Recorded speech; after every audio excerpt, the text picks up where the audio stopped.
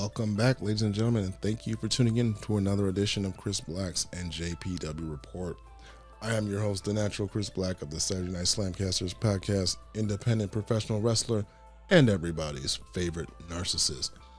On today's show, I'm going to talk about Night 10 of the New Japan Cup, which took place on March 16, 2021.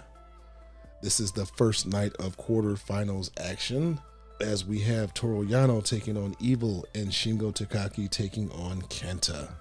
But before that, I have 3 undercard matches to go over with you. So without further ado, let's get right to it. Opening match, we have a team of the Young Lions, Gabriel Kidd, Uemura, and Tsuji tagging up against a team of Nagata, Kojima, and Tenzan. Young Lions attack before the bell, trying to get the quick upper hand. Again, I am shocked at the amount of aggression the Young Lions have been showing as of late. Going right after opponents, calling people out. They get the double team on Tenzan.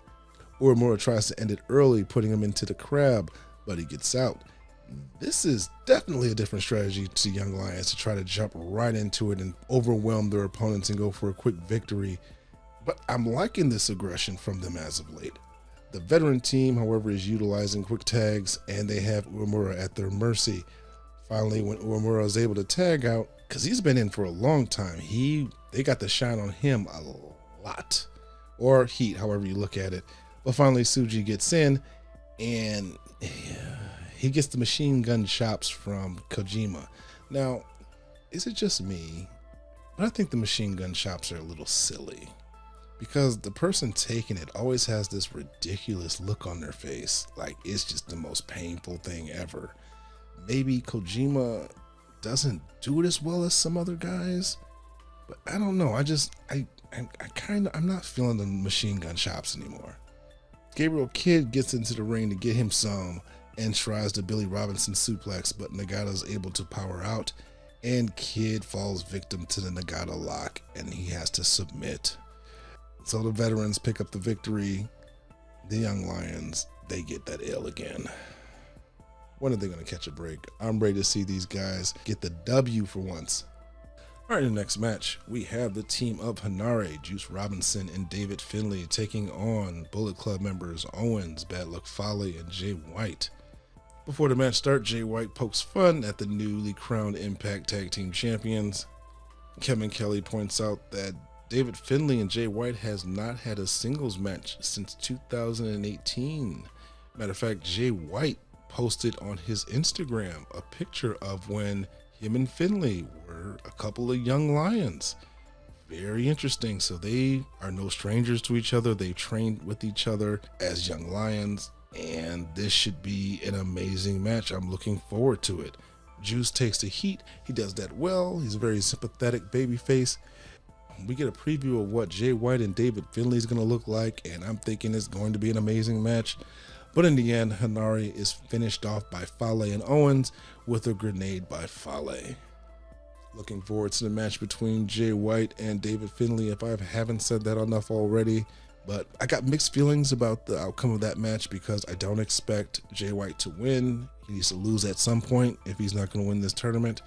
And I kind of feel like Will Ospreay and David Finlay would be a better semifinals match, but only time will tell.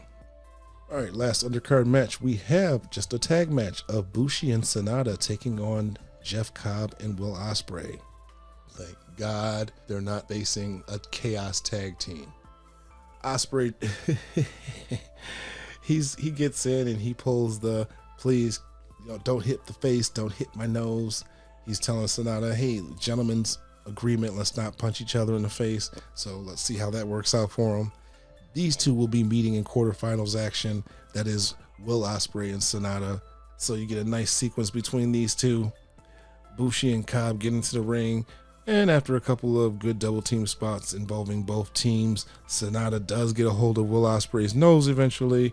He does one of those Three Stooges smacks where he's got the nose by the hand and he smacks the hand.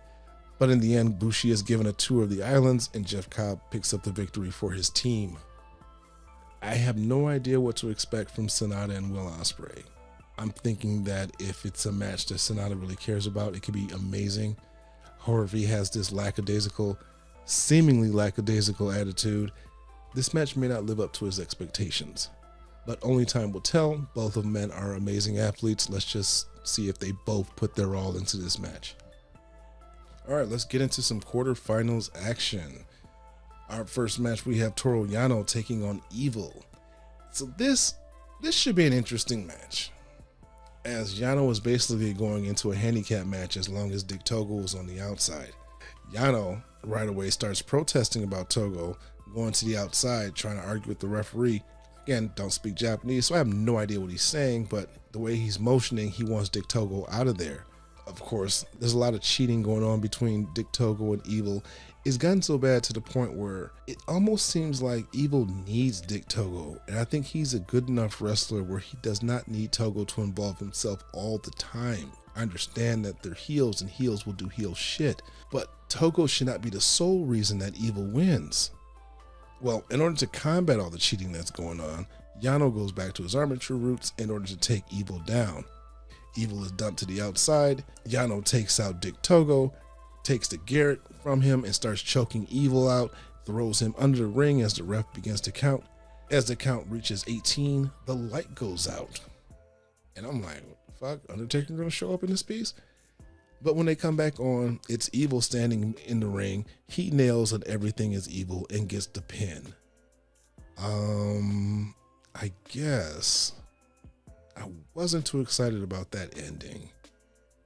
They alluded to Dick Togo being the one to shut off the lights, but I don't know about that. I don't know. I think Toru Yano beating Great-O-Kahn was not a good move, and I think that O-Khan and Evil could have had a much better match. Don't get me wrong, I like Toru Yano. I think that some of his matches be the most creative matches, but I didn't really like this one compared to some of his other ones. But let's move on to the main event, where we have Shingo Takagi taking on KENTA. KENTA is taking his time, rolling in and out the ring, trying to frustrate Shingo, trying to throw him off his game. But when Shingo finally gets his hands on him, they start striking each other with Shingo on top. Shingo is all over KENTA as he tries to bail. Shingo follows him and throws him back in the ring. KENTA grabs the bell, and like he has done to Juice Robinson and some other people with the briefcase, when the ref has his back turned, Shingo tries to reach and grab him and pull him back in the ring. He nails him with the bell, and he takes control of the match. But Shingo isn't one to stay down. Like I said, he's very explosive, so he fires up on certain parts, starts striking with KENTA, but KENTA eventually takes him back down. KENTA is taking his time and being very cautious, trying to wear down Takagi. As we pass the 15-minute mark, Shingo was able to counter more of KENTA's attacks, and I didn't expect Shingo to be on the defense during most of this match. He's fighting from underneath. KENTA counters a made in Japan into the game over submission. Both men clearly ready to put the other away. We get another vicious strike exchange between the two, and man, these two are really going at it. KENTA attempts a go to sleep, but Shingo catches the knee, and that was KENTA's chance to win, because shortly thereafter, Shingo Takagi nails that pumping bomber and then hoists him up for Last of the Dragon, and he puts KENTA away. Shingo Takagi will be facing Evil in the semifinals of the New Japan Cup. Afterwards, Shingo cuts a promo. Again, don't really speak Japanese, so I'm not sure what he said. So that's going to do it for my Night 10 review of the New Japan Cup. If you've enjoyed my reviews, don't be shy. Go ahead and hit that like button. And if you're interested in following me for more New Japan news, New Japan content, New Japan reviews, go ahead and hit that subscribe button. That way you are notified when new videos are uploaded. You can find me on all social media. In my description, you will find links that'll take you to my Facebook, Instagram, and Twitter, as well as links that'll take you to the Saturday Night Slamcasters podcast, our YouTube channel, Facebook page, and Facebook group. Let's go ahead and take it home. I will be back when I review Night 11 of the 2021 New Japan Cup. So until then, see you next time. Come get slammed.